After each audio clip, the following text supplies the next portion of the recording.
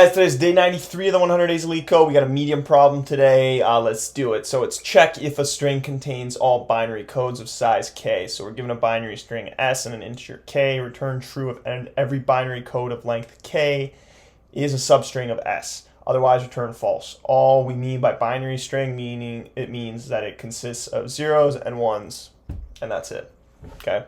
So this, for example, would be a binary string. Now k equals 2, so we want to see whether or not all binary codes of length 2, which are listed here, 0, 0, 0, 1, 1, 0, 1, 1, whether or not this has all of them. And I mean, you can check for yourself, but the output is true because they are all substrings here, and it even tells you the indices, 0, 1, 3, and 2 for each of these respectively. Now, example 2. We have k equals 1. That's our binary string. Of course, that's true because we only have 0 and 1 as our binary strings, binary codes of length 1. And they're both in S. Now, for example 3, we have an example as false because with k equals 2, we need 0, 0, 0, 1, 1, 0, 1, 1.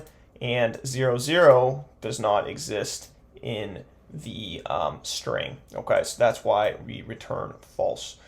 Okay, so we're going to think about this in a little bit of a weird way, but it's going to get us our code, it's going to get us our result, and it's going to be very efficient. So the first thing we're going to do is we're going to be using this a lot, so we're just going to initialize a variable n to store the length of our string.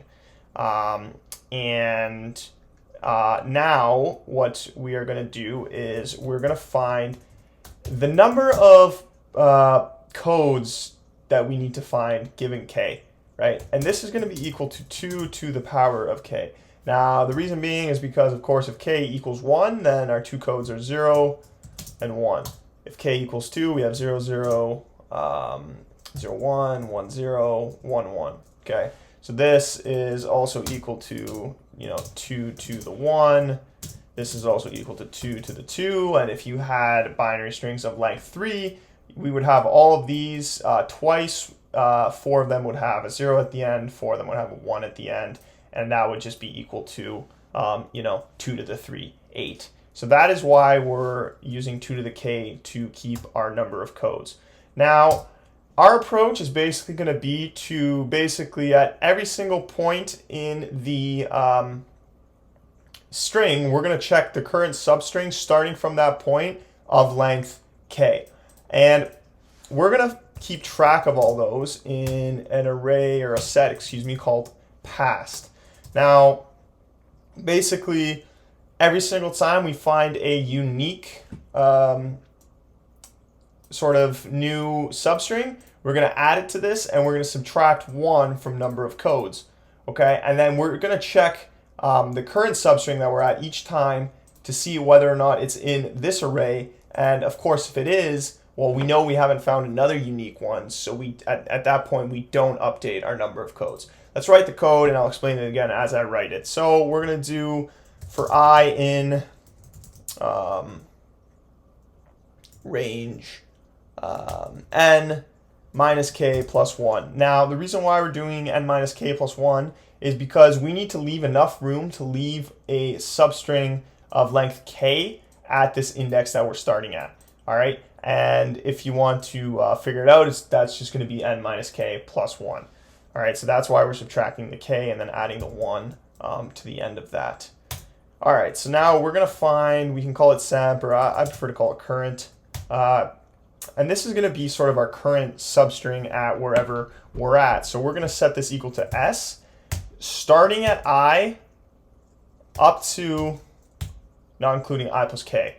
So essentially what this does is it's going to create a substring of length k starting at I. That's what this piece of code does, okay? Now, we need to check whether or not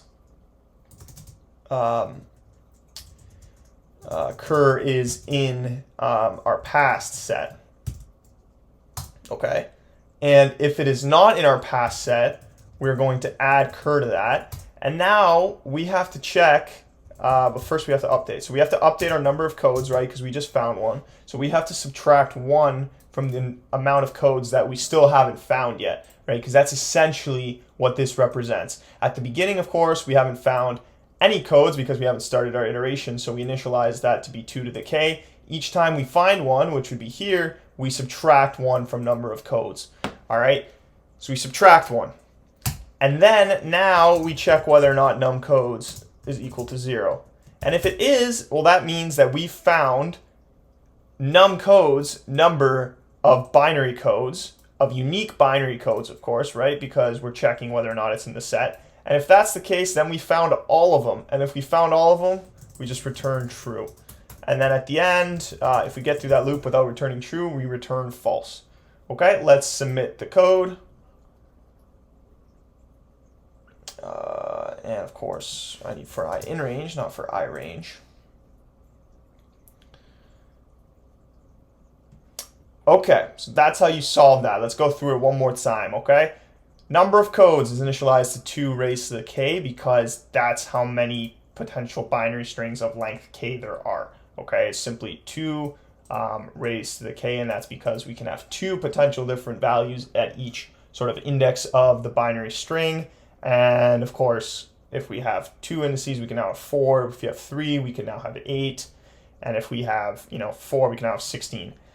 We get this passed, that's a set. We iterate through our string, and we leave enough room so that we can basically take a substring of length k from the index that we're at, okay? We check whether or not that substring is in our passed set, and if it isn't, we add it. We subtract 1 from the number of codes that we have yet to find. And of course, if we found all of our codes, if num codes is equal to 0, we return true. And then if we get through all this without anything, we return false. Okay, so that's that solution. That was day 93. If you guys like that, please like, subscribe. We got another 7 days. And we'll see you tomorrow.